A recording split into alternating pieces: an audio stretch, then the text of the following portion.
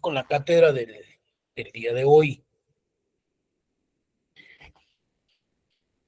Nosotros en la última cátedra hablábamos sobre los sujetos del derecho agrario.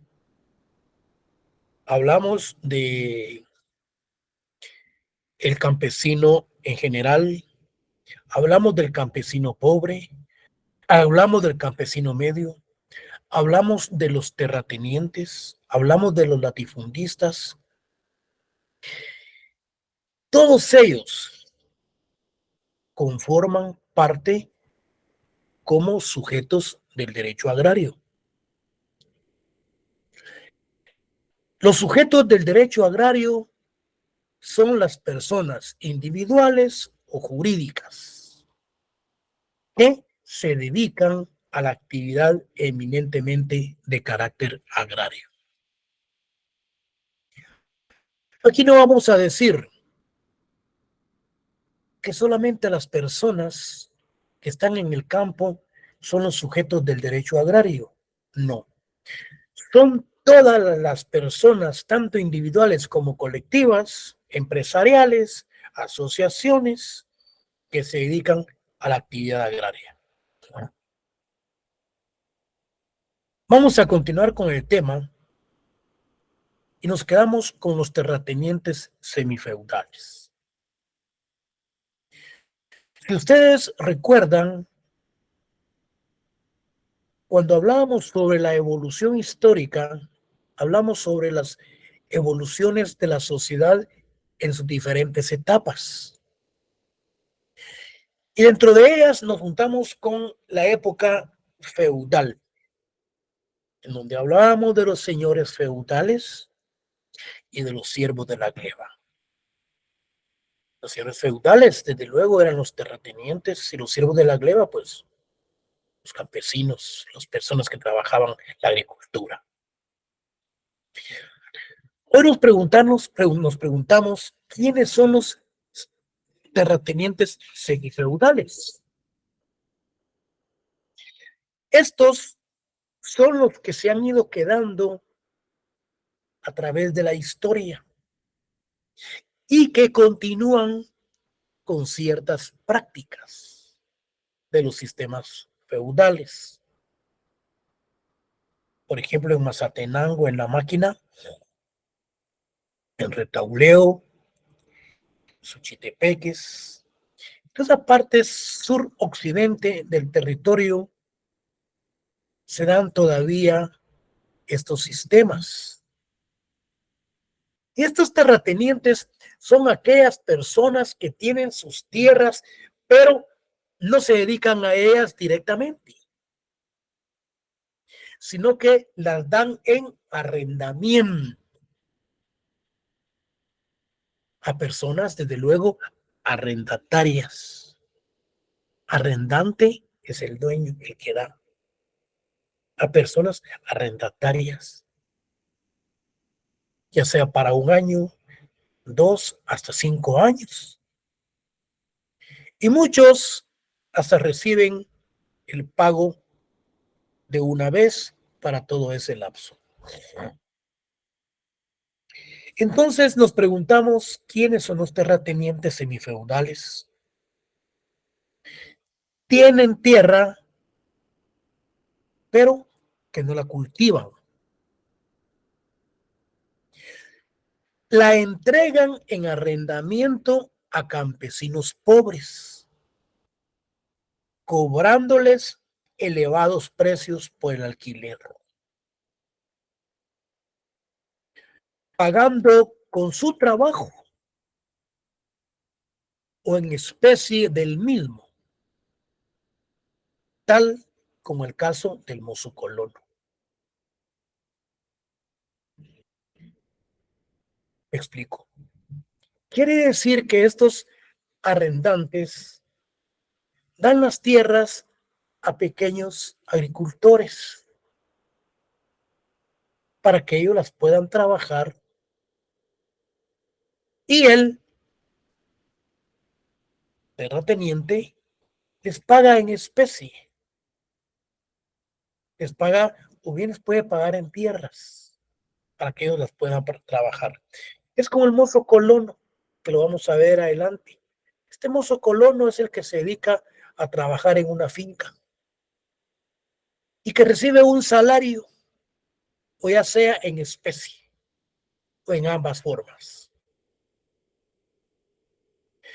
Entonces, los semifeudales,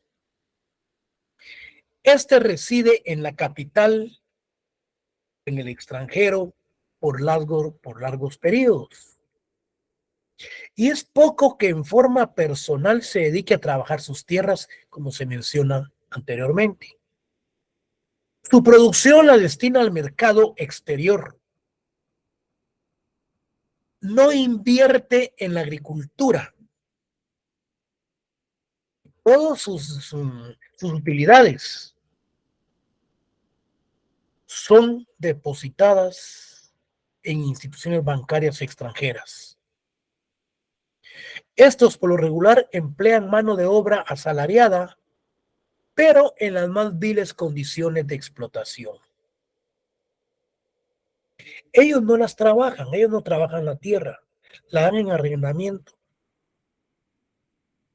Y si en ocasiones lo hicieran, lo hacen en condiciones viles, en grandes explotaciones a la clase trabajadora, a la clase pobre. ¿Quiénes son los jornaleros?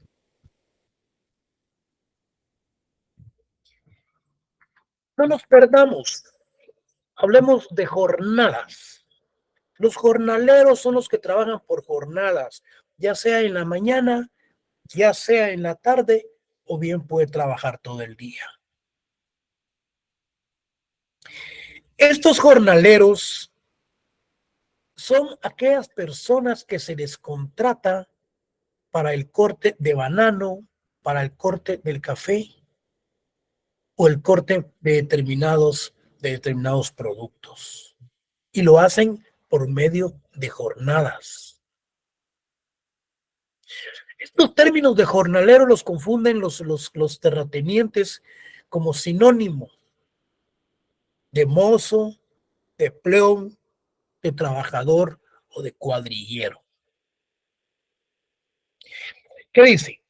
El jornalero es una capa social de la clase campesina. Como fuente de recursos monetarios, ellos desempeñan periódica y temporalmente actividades en las explotaciones agrícolas del país. Este trabajo lo hacen en fincas cafetaleras, algodoneras, cardamomeras y otras, desempeñándose en jornadas. Un día de trabajo. Estos conceptos o estos términos de mozo, de peón, trabajador, cuadrillero, estos les son sinónimos, así como los designan los empresarios agrícolas que los contratan.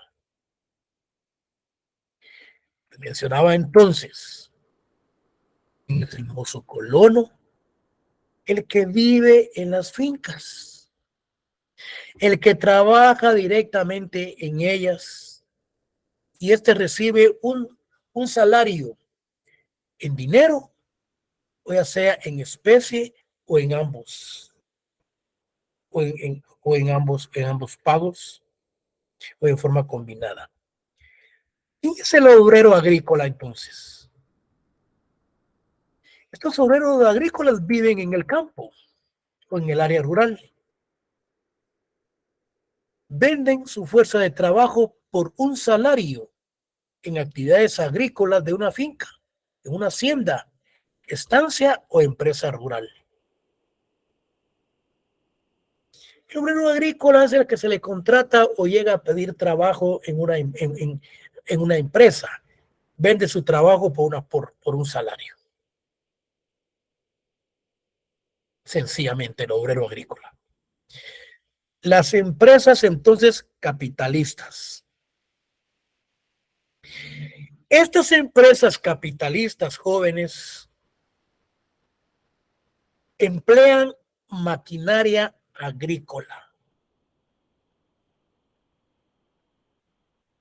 Emplean abonos, fertilizantes, semilla seleccionada y otros elementos técnicos. Porque estas empresas capitalistas tienen las posibilidades, invierten un porcentaje de utilidades para incrementar su capital constante, y que además estas empresas necesitan mano de obra calificada, estas empresas capitalistas. ¿Por qué?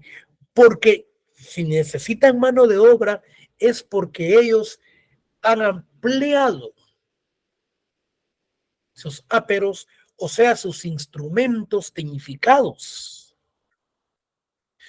Los productos de estas empresas capitalistas son destinados a mercados externos. Regularmente forman sociedades anónimas para la mayor escala de los artículos de exportación. Hablábamos entonces de las empresas capitalistas. Tienen las posibilidades, maquinaria, fertilizantes, abonos, etcétera. Contratan mano de obra calificada. ¿Cuál es la empresa agraria? Esta empresa agraria es la que constituye elementos materiales. Al constituir elementos materiales es porque tiene maquinaria, es porque tiene abonos, es porque tiene todos los elementos indispensables y además tiene valores incorpóreos. Esto de valores incorpóreos es lo que no se puede percibir con los sentidos. Bueno, puede ser que hayan motivaciones, aspectos psicológicos. Bueno, con el objeto de obtener beneficios y aprovechamiento de la propiedad y producción agraria, así como de las actividades conexas. La empresa campesina asociativa. Ojo, ¿cómo se conformó la empresa campesina asociativa? Se conformó a través del procedimiento de la Ley de Transformación Agraria. Se formó a través de campesinos beneficiados del proceso de la transformación agraria. Se derogó el decreto 900, ingresa el decreto 1551, Ley de Transformación Agraria, y que a través de ese proceso fueron beneficiados esta empresa campesina asociativa. Fueron los campesinos beneficiados del proceso de la transformación agraria. ¿Quiénes fueron? La empresa campesina asociativa. Es la formada por los campesinos beneficiados del proceso de transformación agraria, constituidos en una colectividad bajo una gestión común para explotar directa y personalmente la tierra de forma eficiente y racional, aportando su trabajo a la industria, a servicios u otros bienes, con el fin de mejorar los sistemas de producción en el campo, satisfacer sus propias necesidades, comercializar, transformar, industrializar sus productos, distribuyendo en forma proporcionada a sus aportes las utilidades o pérdidas de ellos que resulten en cada ejercicio contable. Se distribuyen. Esta asociación o esta empresa principalmente campesina asociativa tiene algo muy importante. A la par de lo que es aspectos eminentemente de carácter de explotación directa agraria, también tienden ellos en parte a lo que es la industrialización. Es decir, que de ciertos productos ellos pueden hacer atachés, pueden ser zapatos, pueden hacer cajas, valijas, siempre y cuando se obtengan de los aspectos de carácter necesario agrarios. puede ser de ganado, el cual el producto del mismo sirva para la industrialización. Se caracteriza por su naturaleza de propiedad social, lo que se entiende como copropiedad indivisible entre sus miembros, de la tierra y de todos los bienes que forman el patrimonio de la empresa. ¿Cuáles son los objetivos entonces?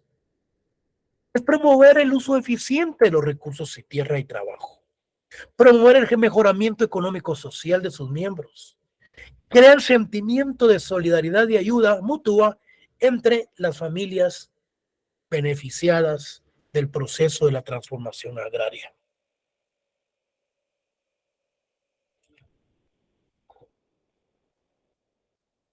Cooperativas agrícolas. Cuando hablamos del cooperativismo, cooperativa de Guadalupana, cooperativa de crédito, cooperativa de bienes y servicios, cooperativa de agrícolas de producción y otros, son las instituciones que prestan un servicio.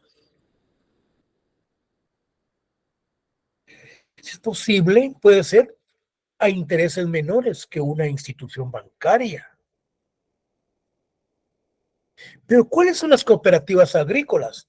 Están organizadas por productores agropecuarios con el objetivo de abaratar sus costes y tener mejor inserción en el mercado, así como comprar insumos, compartir la asistencia técnica y profesional, comercializar la producción en conjunto, aumentando el volumen y el mejoramiento del precio, iniciando procesos de transformación de la producción primaria.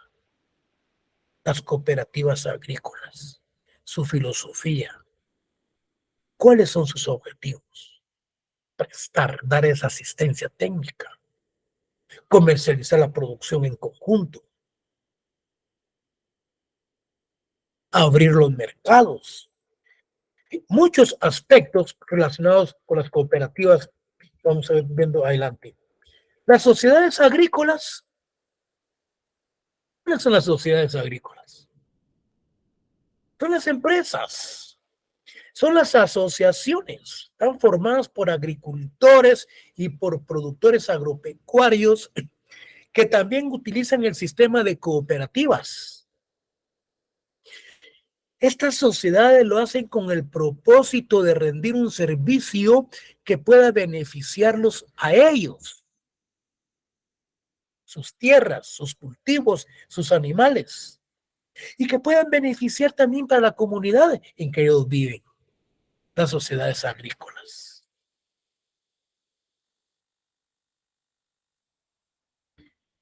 Cuando hablamos de las cooperativas de producción agrícola, aquí hablamos de producción,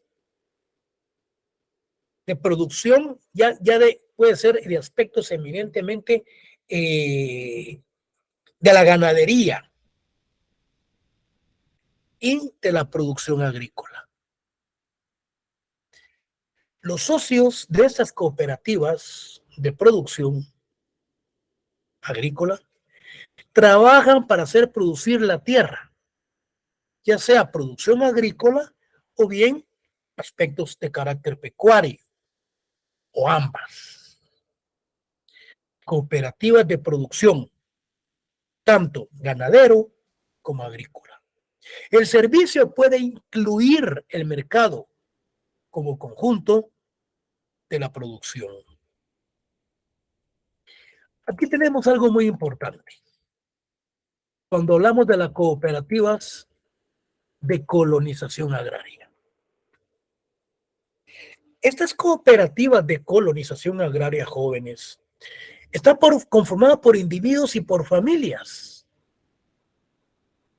El objeto es de adquirir como grupo tierras, pero que estas tierras sean baldías como propiedad del Estado y luego se dedican a explotarlas. No nos perdamos entonces de vista cuando hablamos de un cooperativismo desde el punto de vista de la colonización agraria. Son sociedades, se conforman por familias y hacen las solicitudes a las tierras porque son del Estado y son tierras baldías para poderlas explotar. Las pueden explotar tanto en familia como individualmente. Luego hablamos de lo que son las cooperativas de crédito. Son las que dan los préstamos, estas cooperativas de crédito principalmente agrario, y lo dan a bajos intereses, si es posible menor que las instituciones bancarias. ¿Cuál es el propósito? Es crear una organización parecida a las cooperativas de ahorro y crédito, PANAS, para financiar préstamos, gastos de producción, de mercadeo, productos agrícolas pecuarios asociados, financiamiento para adquirir tierras, edificios y maquinarias. Las cooperativas de crédito, principalmente cuando se refieren a aspectos de carácter eminentemente agrario, es facilitar los créditos, los préstamos a las personas para la compra de maquinaria, para adquirir tierras, para adquirir edificios, para la conformación de oficinas, para las mismas sociedades, principalmente cuando se dedican a la actividad agraria. Y las cooperativas de abastos agrícolas es para la compra y el mejoramiento de las semillas, para el mejoramiento de tenerlas para poderlas negociar a bajos costes o bien para ellos mismos. Funciona también como una cooperativa de su propio de consumo. Los productos que adquiere la cooperativa para venderlo a los socios son artículos necesarios para la producción, tales como semillas, aperos, o sea, instrumentos, abonos, insecticidas, etcétera. En algunos países, animales de cría, sus alimentos y medicinas. Las cooperativas de abastos agrícolas. La cooperativa de servicios varios, bueno, se dedica a los servicios de prestarle tanto individualmente como en forma colectiva de varios aspectos. La cantidad de servicios que los agrícolas pueden prestar en forma de cooperativa casi no tienen límites y bastarán algunos para señalar la variedad de créditos agrícolas para maquinaria, para edificios, áperos, etcétera. Y tenemos lo que es la cooperativa de mecanización agrícola. Estas cooperativas de mecanización agrícola, los socios adquieren la maquinaria. Ellos la utilizan en sus propias fincas y también las pueden arrendar pagando por el servicio. En el examen se les pregunta a ustedes, ¿son las cooperativas relacionadas principalmente para realizar inseminaciones artificiales? Entonces nos estamos refiriendo a las cooperativas de mejoramiento de crías. Cuando hablamos de las inseminaciones artificiales desde el punto de vista agropecuario, ¿qué instituciones son las que velan por ellas o las que la conforman? Las cooperativas de mejoramiento de crías. Porque ahora ya no se trasladan a los animales que van a cruzarlos desde el Petén hasta el sur. Hoy no. Hoy solamente con el traslado del semen de los ciertos animales y se vienen a realizar las inseminaciones artificiales para el mejoramiento de los animales. Cooperativas agrícolas, industriales. Esas cooperativas, miren, se refieren principalmente a aspectos de carácter industrial, cooperativas agrícolas industriales. Estas cooperativas compran las grandes maquinarias de carácter industrial para el procesamiento de la caña para elaborar el azúcar. Compran las maquinarias de carácter industrial para el procesamiento de la elaboración del queso, de la elaboración de la crema, la elaboración del requesón, etcétera. Entonces, el énfasis del servicio prestado por una cooperativa descansa en la elaboración industrial de un producto agrícola que la sociedad adquiere de socios y no socios. Por ejemplo, en una cooperativa que opera un ingenio azucarero y que compra vegetales para industrializar o una fábrica de quesos constituida por los productores de leche. Bueno, ¿y quiénes son entonces las comunidades agrarias? Es lógico que las comunidades agrarias son todas aquellas asociaciones, son todas aquellas sociedades conformadas en el área rural y que se dedican a la actividad agraria. Pero aquí hay algo muy importante, porque están conformadas por una colectividad de campesinos que poseen o gozan en propiedad de una porción de tierra, esas comunidades, la cual aprovecha en forma colectiva o bajo el régimen comunal de copropiedades. Esas comunidades agrarias, pues, pueden adquirirse a través de compra de fincas, en donde se da la participación de las comunidades con ciertos tipos de parcelas para cada uno y las trabajan individualmente o bien las pueden trabajar en una forma colectiva, en una forma comunal. ¿Cuáles son las cooperativas agroforestales? Estas cooperativas agroforestales constituidas para el aprovechamiento, desde luego, de la tierra y de recursos naturales en forma directa y personal. Utilizan mano de obra en forma complementaria, temporal o permanente. Aquí tenemos, si no estoy mal, una cooperativa agroforestal que ha firmado ciertos convenios con el Estado desde el punto de vista en que estos agroforestales, estas personas se dedican a forestar sus tierras, a forestar en el interior de la República, y cada año, cada 3 años, el Estado les hace un reconocimiento de carácter pecuniario a cada uno de ellos.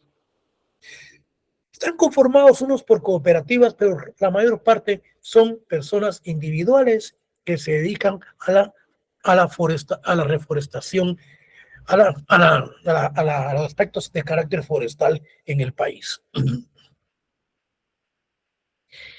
¿Y quiénes son las asociaciones campesinas? Podemos decir que está conformada por CODECA, la Coordinadora de las Asociaciones Campesinas. Son personas que viven en el campo y que se dedican en forma permanente, directa, a actividades agrarias en tierras propias o ajenas. La Coordinadora de Asociaciones Campesinas, CODECA. Podríamos mencionarla dentro de ellas. Luego tenemos lo que es la propiedad privada. ¿Qué se entiende por propiedad privada? Es lógico que al analizar el Código Civil, al analizar la Constitución Política de la República, la propiedad privada se nos garantiza como un derecho inherente a la persona humana. Toda persona puede disponer libremente de sus bienes de acuerdo a la ley. La pregunta es, ¿la propiedad privada es eminentemente definitiva? ¿O la propiedad privada puede ser parcialmente, que se le puede expropiar a la persona? Ante esa inquietud, entonces nosotros nos vamos a remitir al Código Civil y nos preguntamos en el artículo 64, ¿qué es la propiedad privada? Aquí tengo el código y nos dice el artículo 464. Contenido del derecho de propiedad. La propiedad, dice, es el derecho de gozar. No puede realizar, perdón, disculpe, jóvenes. Mire pues, la propiedad es el derecho de gozar y disponer de los bienes dentro de los límites y con la observancia de las obligaciones que establecen las leyes. Significa esto, el artículo 64, que la propiedad privada tiene sus límites, los cuales están establecidos en la ley. Puede darse una expropiación que lo regula la Constitución política. Pero hay algo muy importante. Cuando hablamos de una expropiación, jóvenes, es un proceso por medio del cual se realiza y a la vez se indemniza a la persona que se le ha expropiado, pero se realiza con fines de carácter colectivo, de beneficio colectivo y no de particular, porque el beneficio colectivo debe de prevalecer. ¿Y cuándo se da una expropiación? Bueno, se derrumbó un puente, el paso está inhabilitado. Como consecuencia, hay que buscar un desvío. Hay que hablar con el vecino propietario de un terreno que permite el acceso para el tráfico. A través de la negociación se da la expropiación y se indemniza al vecino. Pero no es como revolucionariamente se habla por ahí de las expropiaciones. No, señores, esto está regulado en la Constitución y en las leyes. Es como la posesión, es como la usucapión, es como la titulación supletoria, que cada una de esas instituciones tiene un procedimiento de cómo se van a adjudicar, esas propiedades. Se garantiza la propiedad privada como un derecho inherente a la persona humana. Toda persona puede disponer libremente de sus bienes de acuerdo a la ley.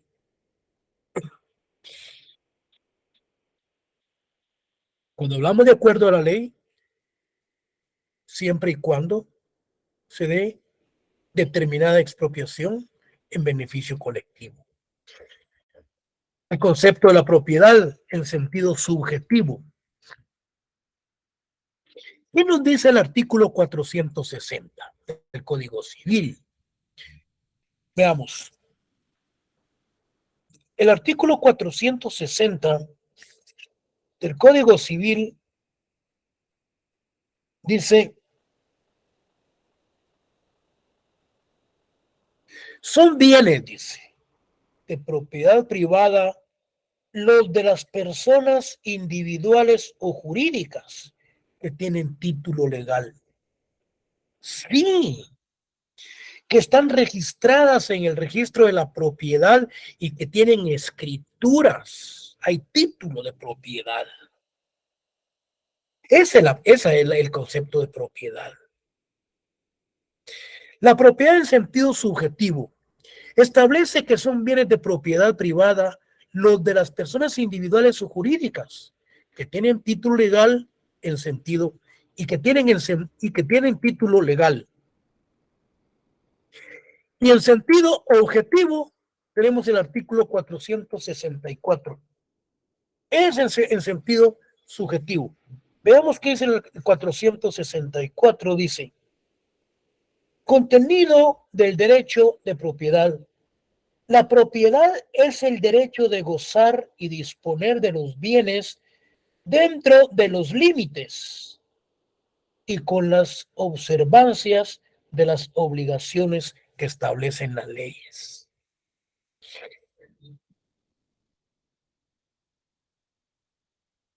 Esto lo vamos a subir porque nos da la impresión de que no es completo. En sentido subjetivo, entonces, establece que son bienes de propiedad privada los de las personas individuales o jurídicas que tienen título legal. Y en sentido objetivo, decíamos, la propiedad es el derecho de gozar y disponer de los bienes dentro de los límites y con la observancia de las obligaciones que establecen las leyes. En efecto, con este artículo 464 lo remite. La propiedad es inherente, pero siempre y cuando ésta esté regulada específicamente por las leyes. Ahora bien,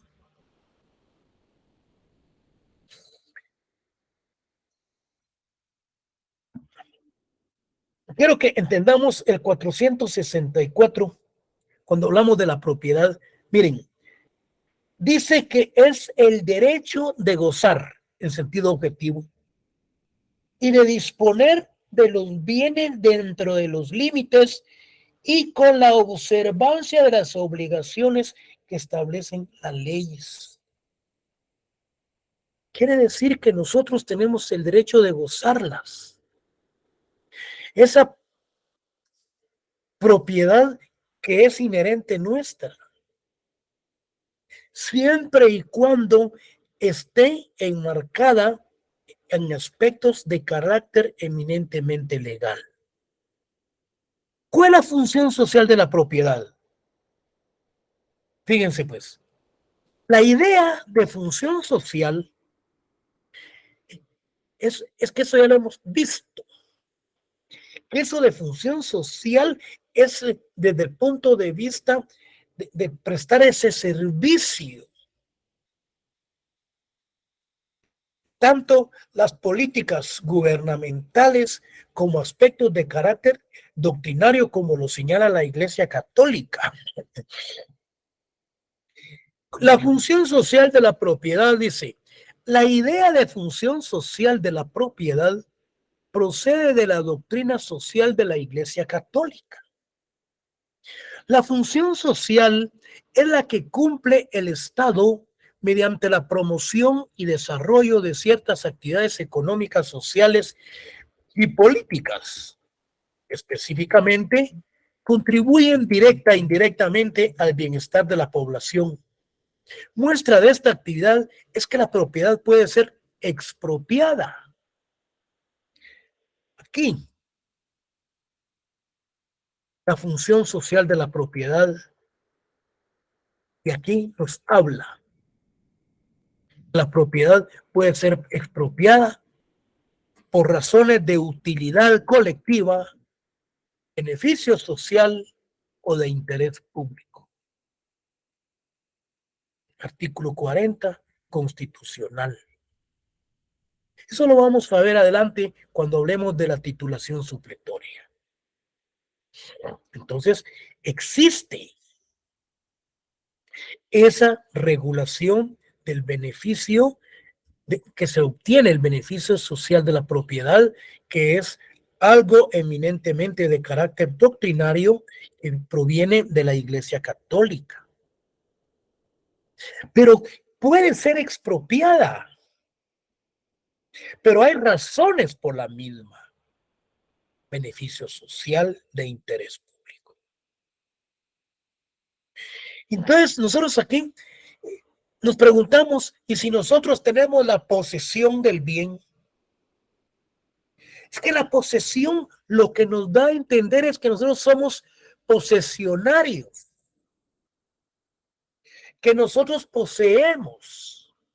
Y esa posesión nos da a entender como que fuéramos los titulares de esa posesión, lo cual no es así, porque se presume la posesión mientras no se pruebe lo contrario.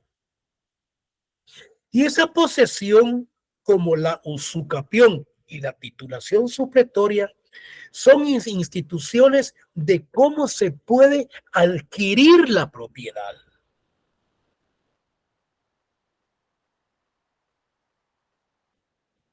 ¿Cuáles son las limitaciones entonces de la propiedad? Lo que hablábamos en un principio. Si yo soy propietario de una finca, de un terreno, mi propiedad no tiene limitaciones. Eso lo puede decir cualquiera que desconoce la ley. Pero nosotros, como estudiantes de derecho, sabemos que hay limitaciones. ¿Cuándo están las limitaciones? Cuando hablábamos anteriormente, cuando se da una expropiación por necesidad pública, por beneficio social. ¿Y cuáles son las limitaciones de la propiedad?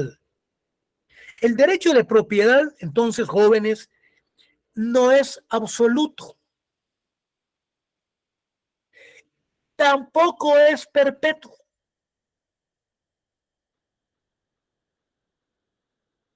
¿Por qué no es exclusivo ni perpetuo?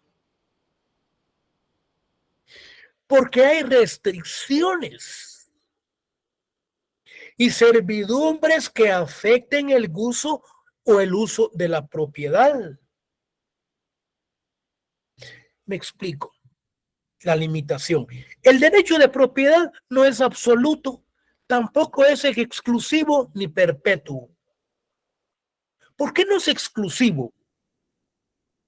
No es exclusivo porque hay restricciones, servidumbres que afecten el goce o el uso de la propiedad. Juan Pérez tiene una propiedad, pero esta propiedad une dos terrenos. O bien, no une los dos terrenos, pero hay personas que pasan por ese terreno y lo utilizan como paso de servidumbre. Entonces, entonces ese terreno afecta el goce, afecta el uso de la propiedad. Lo afecta porque limita el paso de la servidumbre. Y por lo tanto es una de las limitaciones. Explico. ¿Y por qué no es perpetuo? Porque este puede extinguirse mediante de la expropiación. Entonces, las propiedades tienen sus limitaciones cuando lo miramos desde el punto de vista jurídico. Por eso yo anotaba acá varios artículos, los cuales son solo denle una media leída para que ustedes más o menos se ubiquen se ubiquen, se posesionen con respecto a cada uno de estos instrumentos de carácter jurídico. ¿Qué es la posesión agraria? Se las mencionaba. Existe posesión agraria cuando una persona, grupo o organización social agraria ejerce sobre un bien inmueble rural con vocación agraria todas o algunas de las facultades inherentes a la propiedad agraria. Juan Pérez, él es arrendatario, pero tiene la posesión del bien. lo trabaja, lo cultiva, lo riega, obtiene la producción, vende la producción en el mercado.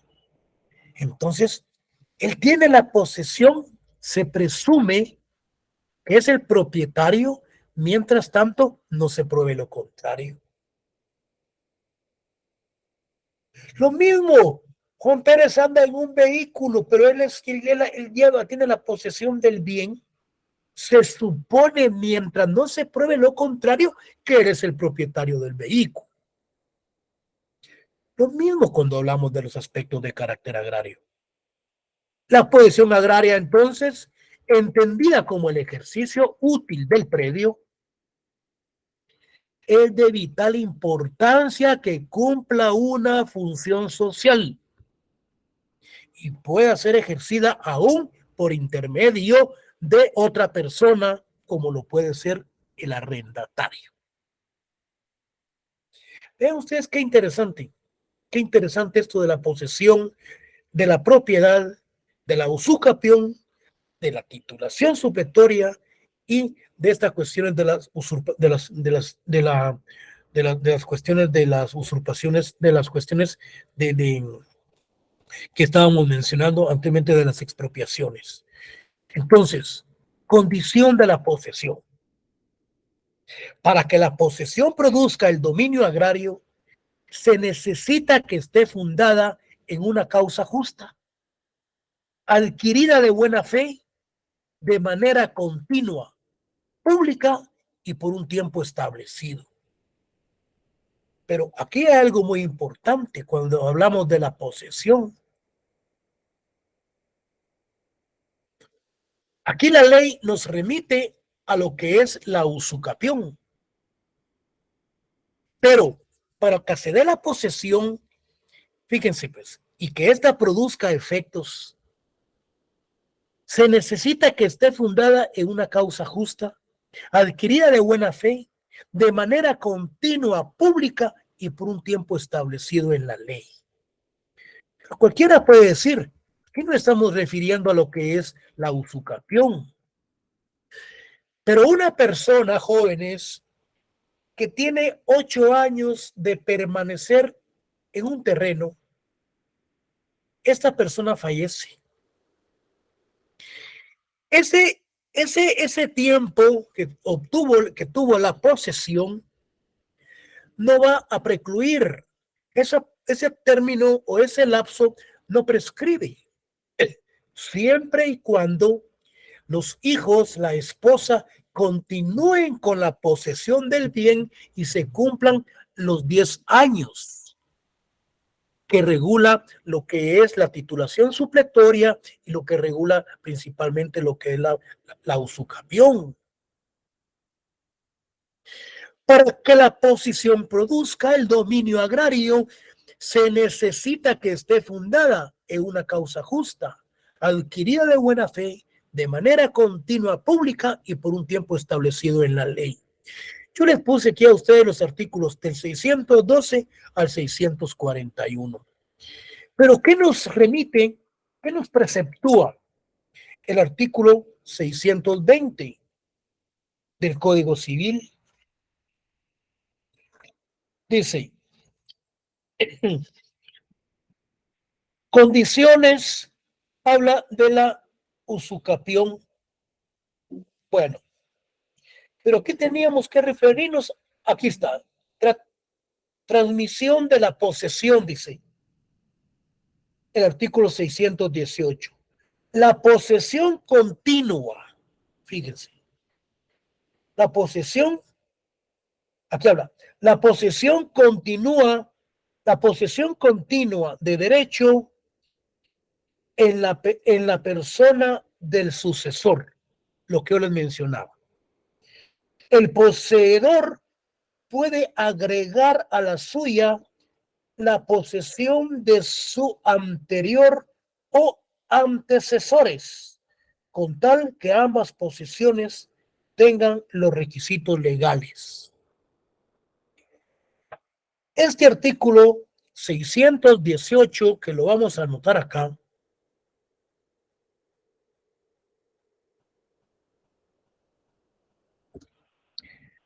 me habla de lo que es la posesión. Qué interesante.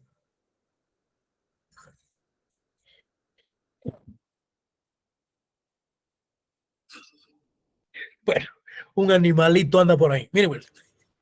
Entonces, el 618, vean qué interesante, del Código Civil, amarra el 620 y el 633. El 618 nos dice que el sucesor del, de la posesión, es decir, que el poseedor puede fallecer, pero continúa el heredero, o bien la persona allegada para que no se interrumpa el plazo. Pero ¿qué habla de una regulación legal? Habla que tenga los requisitos legales. ¿Y cuáles son los requisitos legales? Que tenga buena fe, de manera continua, pública y por un tiempo establecido en la ley. ¿Por qué en la ley? Porque si nos remitimos al 633, nos habla de la posesión de bienes inmuebles y se refiere a la titulación supletoria que la vamos a ver posteriormente. Y habla, artículo 633, tratándose de bienes inmuebles, la posesión por 10 años. Entonces, en el examen se les pregunta cuál es el plazo establecido para una posesión agraria o para el fraccionamiento del trámite de una titulación supletoria. 10, 5, 15, 20 años. Son 10 años que deben como mínimo tener la posesión del bien como requisito sine qua non de la tramitación de una titulación supletoria. ¿Dónde se va a practicar? ¿En qué juzgado? ¿Por qué en ese juzgado? ¿Qué es lo que se debe de llevar? ¿Qué participación tiene lo que es el Ministerio Público con referente a esto? ¿Qué referencia tienen las municipalidades? ¿El Procurador General de la Nación? ¿Qué función realiza?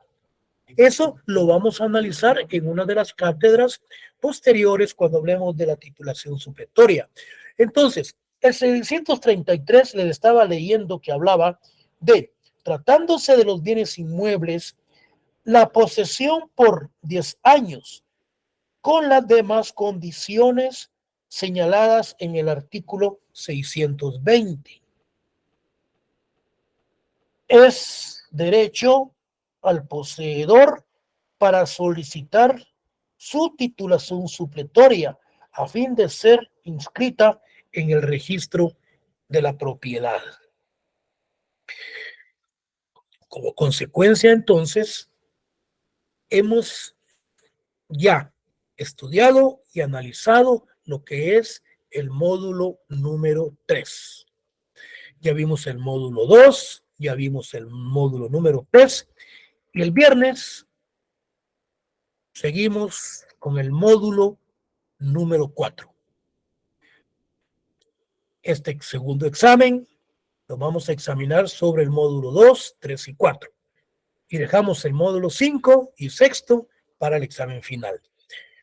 El próximo día de clase, jóvenes, vamos a ver lo que es el fuero agrario y vamos a ver la legislación vigente agraria en Guatemala.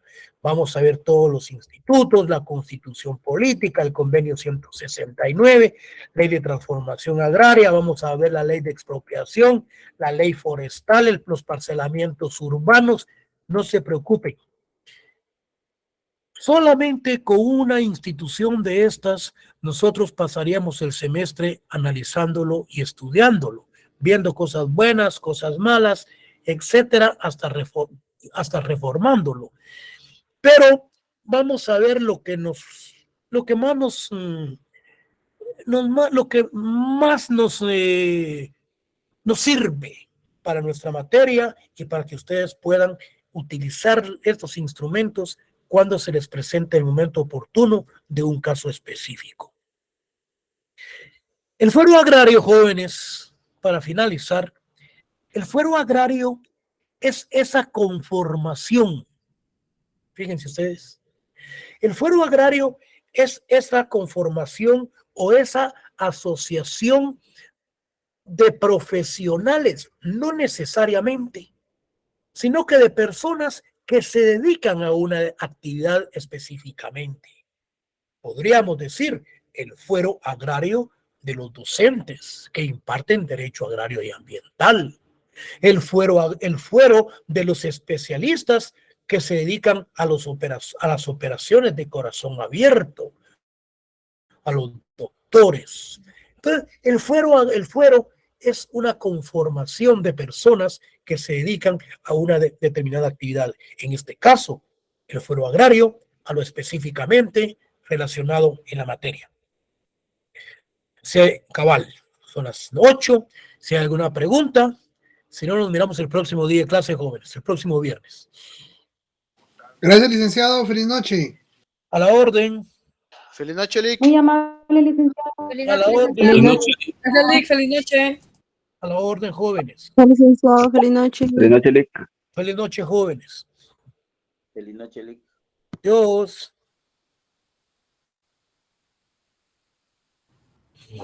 Licenciado, buenas noches. ¿Qué manda? Le habla Carolina, solo con una consulta, Lick. ¿Cuándo va a subir la nota de los exámenes extemporáneos? Feliz noche. Dios. Feliz noche. ¿Ya la subí? ¿Ya la subió, Lick? Uy, Dios.